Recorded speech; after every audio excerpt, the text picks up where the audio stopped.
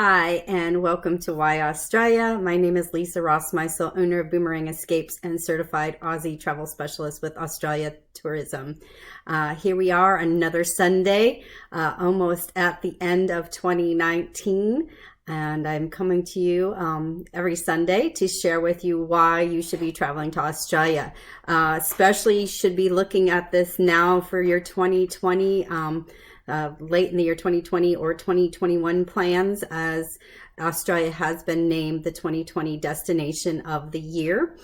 So there's lots to do, and such an honor for it to get that. Before we get started, what we like to do here is always give you a little Aussie lingo. So our Aussie lingo lesson for this week is the word fossick, F-O-S-S-I-C-K, fossick.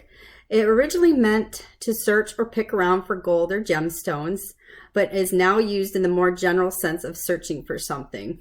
So as you are eagerly searching for those last minute holiday gifts, if you are behind the curve with only 3 days to Christmas Day, you might be,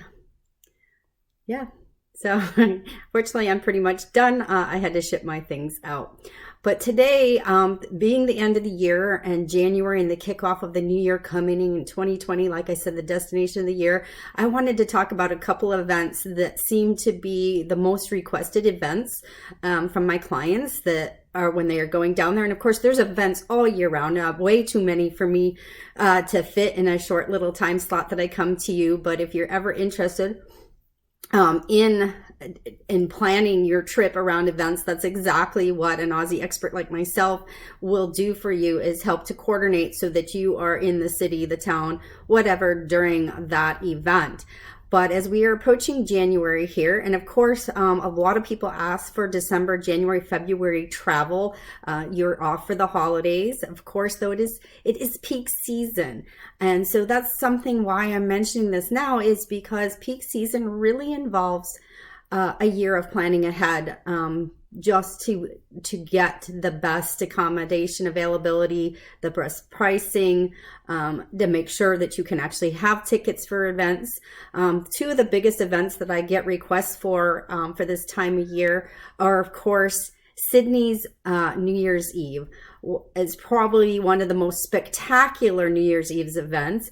And why wouldn't you want to be one of the first people to celebrate the new year in such a spectacular way? There are pre-festival things, there's activities, an incredible light show on the harbor with the fireworks and everything, the boats lit up. It's truly one of the best times to be in Sydney, to be in Australia, to ring in the new year, but it also does require that planning ahead. This is such a sellout event, and with Australians and visitors alike, that you want to plan, especially if you want to be in some of those great accommodations that might have the window viewing or the rooftop viewing, or if you actually want to be on the water. But this is a request I get, and I know now is the time we should be thinking about it. If you want to ring in 2021 down under, now would be the time to reach out and start planning that Australia trip. And probably the most requested, actually, even more so than the New Year's Eve celebration that I get for January, is the Australian Open. So if you're a big tennis fan, that is a huge request that I get, is for the Australian Open. For 2020, the Australian Open is running January 19th to February 1st. It is usually a couple-week event, takes place in Melbourne, Victoria, down in the south there. I have more requests for this. I book a couple of these easily every year. Again, the pre-planning is better. I mean, closer, yes, I can still get you tickets, but it's still always best to plan ahead. And why I say that is because not only these events are going on, but because it is holiday season, like from now, December, January, and then you even got the Valentine's in February, is that particularly like from now through New Year's, a lot of the accommodations actually have minimum night requests. You're having to stay 2 or 3 nights. You can't just do a one night over. There are things that are closed. So again, you want to have that pre-planning. You want to do it far enough in advance. And as I was mentioning with peak season, one of the reasons it's peak season, of course, December, January, February down there is their summertime. So not only are we battling with the holidays, we're battling with summer break and their summer break. It's gorgeous. I mean, for example, Sydney is going to range anywhere between highs in the low 80s to lows at night in the upper 60s. So it's a very, very pleasant time of year. Of course, they've had heat waves. And of course, I'd like to send out some prayers right now, just with all the bushfires that are across the whole country right now that are affecting everybody in Australia, because it's been such a hot summer this year for them. It's kicked off the fires, you know, the animals, the people, just to send that out there. So one of the other things that happens in Australia is on January 26th is Australia Day. Now, Australia Day marks the anniversary of the first arrival of the British fleet in 1788. And they celebrate this. They have an annual celebration. It's kind of like our 4th of July, if you want to do a comparison.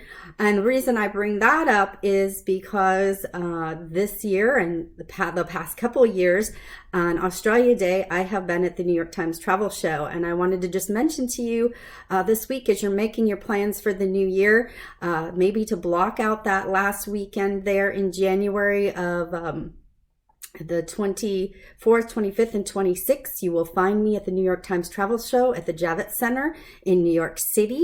I will be there with Qantas Vacations. You can look for us at booth 440. I will also have a couple other certified specialists with me. We are all certified in Australia, New Zealand, Tahiti, and other regions of the South Pacific. So if you have any questions or really want to meet with us one-on-one and find out the best way of planning your vacation experience to the South Pacific, to any of these destinations, this will be a great opportunity for you. Also, if you want to celebrate Australia Day here in the US, there are so many actually Australian-owned bars and facilities in New York City. The Australians will be out in force. A great time to maybe meet a new mate and enjoy celebrating with them. I know last week, I think it was, or the week before, in my blog, I shared a recipe for lamington, which is a sponge cake dessert. This would be a great time to try that recipe and celebrate Australia Day, or maybe find a recipe for Anzac biscuits. So I just wanted to mention that now is the time to plan. We are wrapping up 2019.